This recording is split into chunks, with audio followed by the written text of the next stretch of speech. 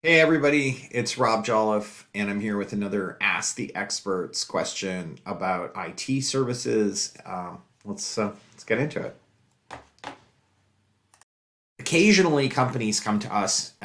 They're looking for IT services, which we provide, and we ask them, "Who do you get your IT services from today?" And then they uncomfortable answer. They're not really happy. They sort of say, "Oh well, it's so and so," and it's not going so well. So this is a video that I put together to talk about how would you fire an IT person that when you're replacing them with somebody else, and we'll get into it. A little bit of background. My name is Rob Jolliffe. I'm an expert in IT, from cybersecurity to network engineering to ERP systems. Also have a really strong background in supply chain. I've taught supply chain at a local community college, and I'm the owner of Sabre Limited. And we're completely dedicated to IT services for manufacturing companies. We've been doing it for almost 20 plus years, 25 years actually. And so our experience goes back quite a long ways, and we've done this a lot.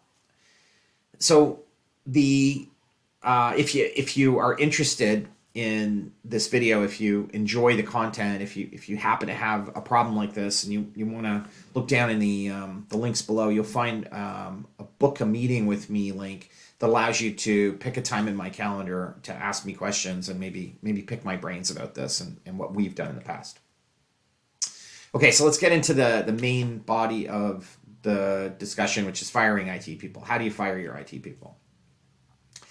It's a really hard process to do in most cases because it's scary, and there are a lot of reasons why it can be scary. From they could lock down your systems. I'll give some anecdotes as I go through of different experiences I've seen where people have done bad things. Like we've really had to sort of end run bad people doing bad things. But let's as a summary, if you're going to fire your IT people, there are really two ways to do this, and one of the ways is the nice way. And I'm not going to spend a lot of time on this because the nice way is where you trust the IT people, you know them well, you really don't think that they're nefarious, there's nothing bad happening, you're not worried about it. You're open to just telling them, hey, listen, we're going to be changing the IT people. It's not about you, it's about us. Are you okay to cooperate? And they will, and everything goes great, and you don't have any problems. And this is the way we work. When a client comes to us and says, hey, we're not interested in working with you anymore, I say, I'm sorry to hear that. That's really terrible. How can I help? But not everybody has that approach because maybe they don't care as much about the reputation. I'm not sure. So you have to fire them the not nice way. And the not nice way is a lot more work than the nice way, but let's kind of get into it. So what I hear when I'm talking to people, and that they don't really trust their IT people, and the things that they say that kind of lead me to the idea that, okay, you're going to have to do this the not nice way, are stuff like this, right? So I'm talking to somebody, I'm emailing them, and they say, can you email me my private Gmail account? And I ask them why often, and they say, oh, I think the IT guy is reading my emails. Bad sign, very bad sign. Other times I talk to them and they say, oh, we don't want to upset our IT guy because we don't know what he'll do. That's a bad sign. That's really not good for your business. It's hard to get a hold of them at the best of times, right? Like they don't reply to our calls. It takes forever to get them to come and fix something. It's really only when there's like an absolute emergency will they respond to us, that kind of thing. So ask yourself this: if you've heard these things. If I ask them for all the administrative passwords and all of the information about the network, are they going to resist sharing that with me? Like, are these people going to put up a fuss and say, why do you need that? And you don't need that information, and that's dangerous for you to have, and those sorts of things. And they're gonna resist it. They're not gonna say, oh, why do we need it? Yeah, let me write it down. Can we put it in a safe place? People shouldn't have it. They're not gonna do that. They're gonna say, why do you need it? You shouldn't have it. They're gonna try and block you. So that's one thing. If you were to tell them, putting in your words, if I told them I wanted a second opinion, would they argue and become defensive with me? Right? Like if I say, I'm not sure this server, do we really need this server? I talked to another guy who knows cloud, and they go, oh, people don't know, don't you trust me? And they become defensive. And that's another sort of sign. So if any of this stuff sounds familiar, they're reading my email, the becoming defensive, we don't know what they would do if we don't want to upset them, because if we upset them, we don't know what they'll do. If any of that seems familiar, you have to terminate them. and you have to terminate them the hard way. Anybody who would put up with that, you are putting your business at risk. Like, they are not the right people to be running your IT systems. It is dangerous for you. It is like having an accountant that won't let you have access to your own bank account. It is like having a lawyer that won't tell you what's in your own contracts. You don't need to know any of that. I'll deal with it for you. You just cannot have that kind of IT professional. And remember, unlike lawyers and doctors and accountants, there is no governing body of IT people. There's nobody to go to and say, this IT person is a bad person. I mean, your choices are really the RCMP. So how do you terminate these unfriendly IT people? And by the way, there is a story about the RCMP, so I'll get into that in a minute. So it doesn't really matter if this is an IT staff member or an IT contractor. The same thing happens. And the story of the IT staff member that I got interviewed by a detective from the RCMP was interesting. So first of all, you prepare for termination. You have to be prepared for it. So you need to get all the passwords. You're going to need to get all the information. So don't pay them. I think that's the only leverage you have. The only stick that you have that you can use is that you owe them money. Don't pay them. Hold back anything you owe them. And when you make the decision, go through your accounts receivable or accounts payable, find out what you owe them and tell your accounts payable person, do not pay them, period, until I tell you to. Give me a list of everything I owe them. Hopefully it's substantial enough that it's the carrot that you're going to use along with the stick. Before you fire them, you're going to get from them the passwords, the system details, the external passwords, and lots more passwords. It's really passwords we need. Your firewall has a password. Your Wi-Fi system has a password. Your servers have password. Sometimes they have more than one password. Your SQL database has a password. You have email password, a master password basically for your Office 365 or G Suite if you have those. You have something called a DNS record that's in the cloud that's super, super critical. And if you can't get the password and access to it, if your website needs to move to another website provider or something, you can't do it. If your email needs to be fixed, you can't do it. So there are all of these passwords that you need, and they know them all. And usually they're not documented. They're not even always remember what they are, but they typically can reset them because they put their email address in as the email address to which all the reset information goes to. So you got to make a list of all the different things that you need access to. I mentioned a bunch of them in my little diatribe there, but they're also written here. And you need to make sure you get the passwords for those. Now, that's hard because if there are those people who don't want to answer your questions, you need a pretense. So there's a couple of pretenses that I know of.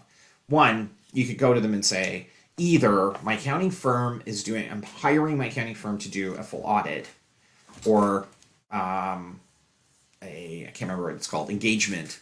They're doing more than just a notice to reader. They're doing the next level up, or they're doing an audit. And as part of that, they're going to have IT stuff, and they're going to require us to produce the passwords. They're going to check them. So you can always say that. It's a little bit of a lie. It's probably true. If an accounting firm was doing an audit, they would actually want that information. They might not ask you to prove that they work, but you can claim that they will. The other thing you can do, and this is a little easier today, I think, is you could say we need cyber insurance, particularly if you've been hacked. And typically a lot of the reason people come looking for us is because they got hacked and the other IT person didn't seem to be as worried about it as you are. So you say, I'm going to apply for cyber insurance. And then you say, oh, the cyber insurance company said, I have to have all these passwords because they have to do an audit. So do you have this password and this password and this password? They're going to audit our system and make sure it's all set up right. The other way that this can work, which is my second bullet here, is that if the boss is got a strong personality and they respect that boss. They may respect nobody else in the business. They may be unwilling to work with any other person, but if the boss yells at them loud enough, they're going to do what the boss says, and they'll give the passwords. And quite often, you can go to the boss and say, we tried all the passwords that we have in our system, and none of them work anymore, and we can't get in, and we're completely locked out. And usually, most owners who really understand that do not like that. They do not like to be held hostage. The new IT people do a secret visit. You're typically going to do this after you get some passwords, although you may already have a collection of passwords that you can try. And the purpose of the secret meeting is really so that that IT company can come in.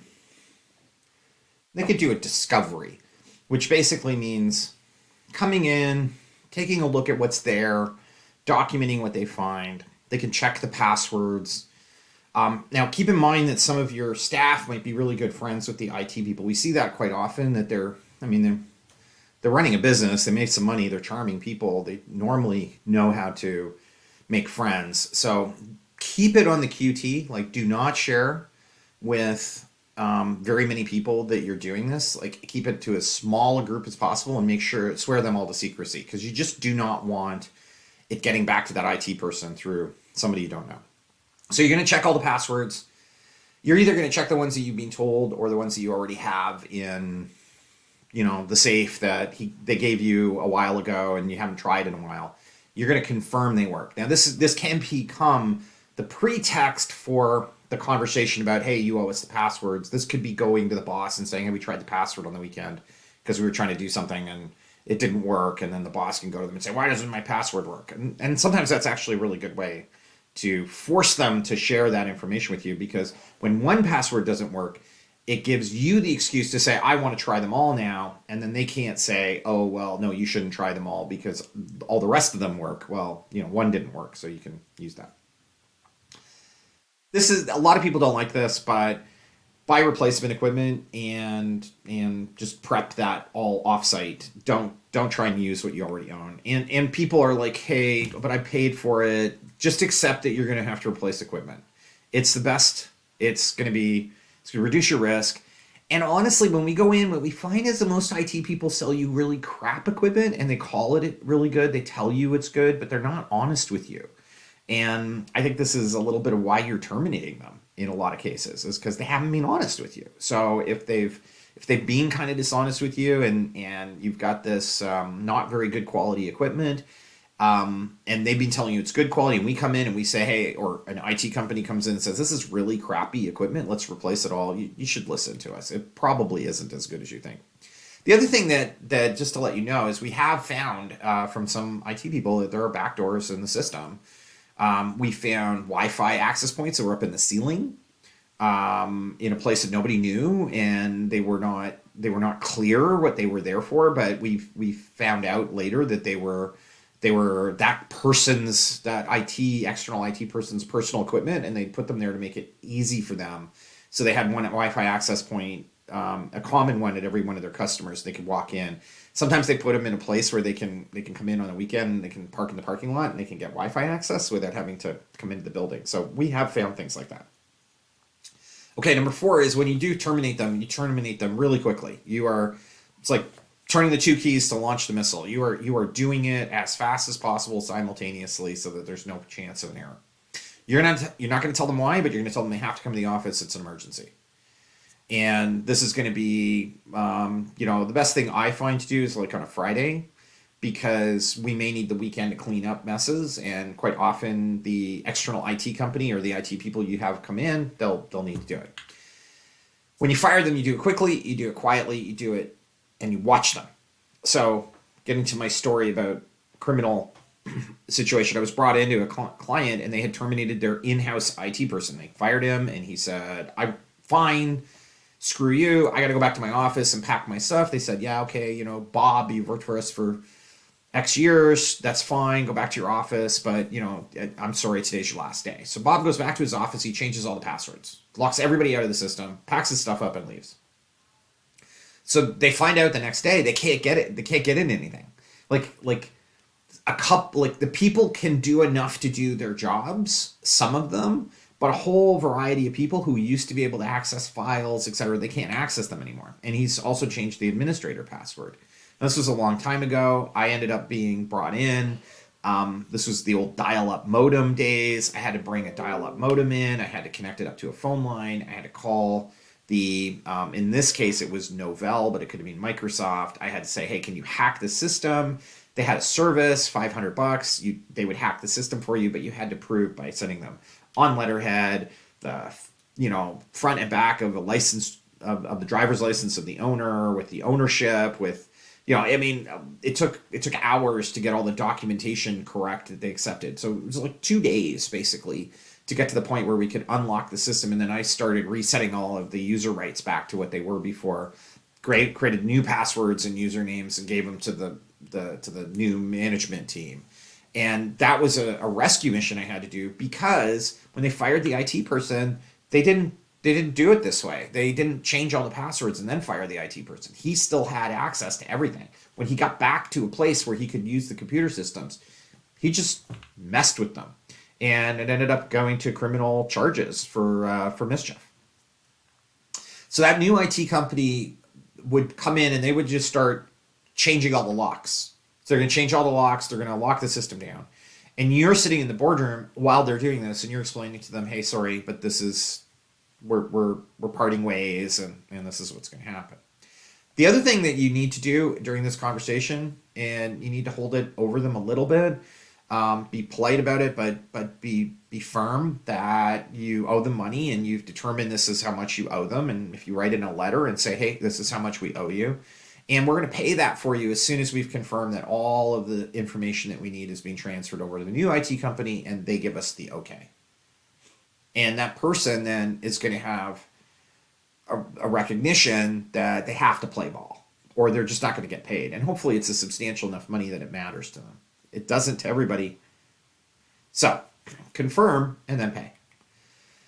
It might seem mean, but you can't pay them until you have all the answers. So I'm going to give you another example of a customer that we had who had they had an IT guy and they terminated him, and we had come in and we changed the passwords and the major passwords, but they paid him. And they said, we know you're going to cooperate because we've had a long relationship.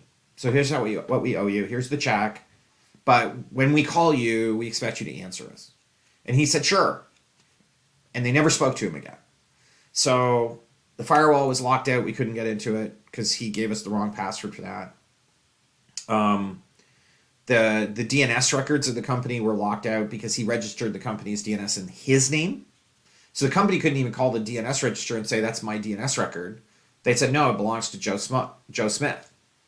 And Joe Smith, meanwhile, wasn't answering anybody's calls or getting back to anybody. So you had to submit paperwork to say, actually, our company, Acme, owns the acme.com domain name, and here's the registration of the company, et cetera. And then you had to wait 90 days so Joe Smith had the chance to file an appeal and say, no, I registered acme.com 20 years ago, and I'm trying to sell it, and they're not willing to pay me for it. And that it took 4 months before they had a website. Their website was down for 4 months because of they paid Joe Smith before. Don't pay him until you know everything's working. The day that person deposits the money, that's probably the last time you're ever going to talk to them. So I just would not take your chances. I would make sure that you have everything you need. Okay, wrapping this all up. It's really an unpleasant experience, by the way. It's hard to do. It's nerve-wracking, but if the IT person is behaving this way, you really do not have any choice. So you have to prepare. You have to get all the passwords. You have to check them and see if they work. You get the new IT company to come in and confirm they have the passwords for everything. And by the way, you're never going to get the passwords for everything. You're going to have passwords for a lot of things.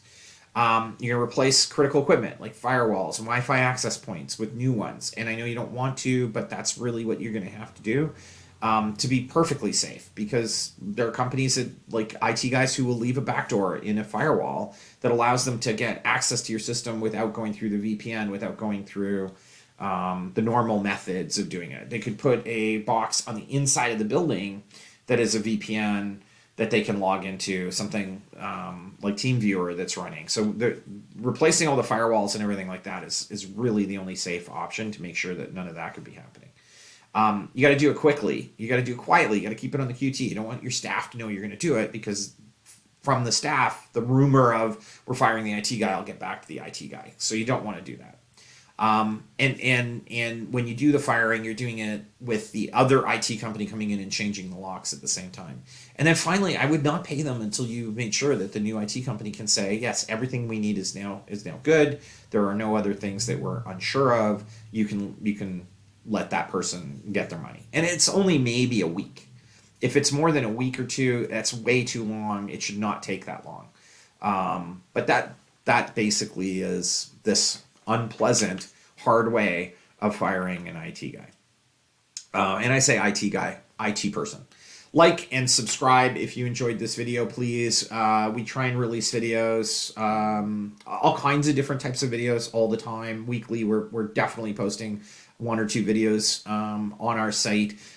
Videos like this I try and do from time to time, just when customers come to me and they ask me questions that I think are really relevant.